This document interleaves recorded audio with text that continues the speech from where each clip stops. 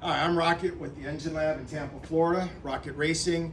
I did a video a while back with the M96.2 and the M97s, the camshaft timing and the camshaft timing procedures. Today, after many requests, I'm going to do the early M96 and the Boxster style Vario Cam timing system for the 5-chain engines. Now, important to note on these 5-chain engines, where I see most mistakes happen is on the cam to cam chains. There should be exactly 8 flat links between the flat part of the links on each one of these camshafts. So if you count them, this first one being 1, 2, 3, 4, 5, 6, 7, 8. Number 1 and number 8. That is actually, you need to mark those and mark them well, front, back, and the top. It will make your life significantly easier. Now, also, when I have another set of camshafts here, I will show you on another engine. You'll see that there is actually a little dot on these, right there. And that dot on the intake cam is almost in line with the cam reluctor sensor here, the sensor for the camshafts. Cam sensor. Right there is the dot. Now, what you do with that dot is like what I did on these cams, is you draw a line from that dot. Set this aside real quick. All the way up to the tooth that it corresponds to. Make a line. Also, mark the tooth. If you mark the tooth and you come in here close and you take a look at it, that red, that tooth right there, the red, that have red on it, is right between those 2 red lines.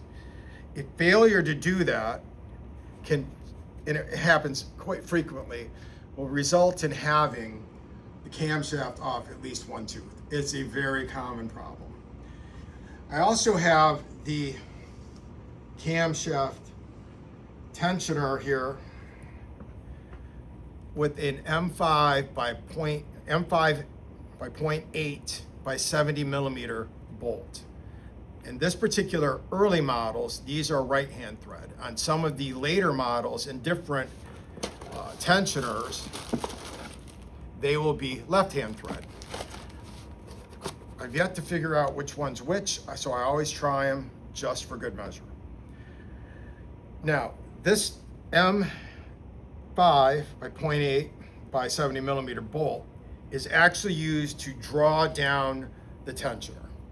It draws the tensioner down, which releases this spring, or tightens the spring into this tensioner body so that you can actually slide it between the 2 chains and the cams. Now, I will tell you that it is a little bit difficult getting those things in there. You got to kind of wiggle them and jiggle them around a little bit. Now, this particular engine had catastrophic chain failure. You can see that it ate not only through the pad, but it ate through the actual tensioner pad itself, the actual tensioner body. In this particular hole right here, there's 2 different types of cam chain rail tensioners on the tensioner. You have one with no holes in it, and you have one with holes in it. The one with holes goes to this, and it's different on each one. They're both different. The tensioner body with the hole in it, this part right here, goes to the timing rail with the holes in it. Allows it to get oiled. And there's an O-ring that goes in between there. This was the O-ring that was in the old one. It was mangled. It wasn't even in the bore. So that being said, camshafts are ready to be installed. Once I get them installed and bolted down, I will remove this M5 bolt. Another thing that's important to keep in mind and keep this in consideration is on the engine itself, there's going, on the cylinder heads, each head has a unique number.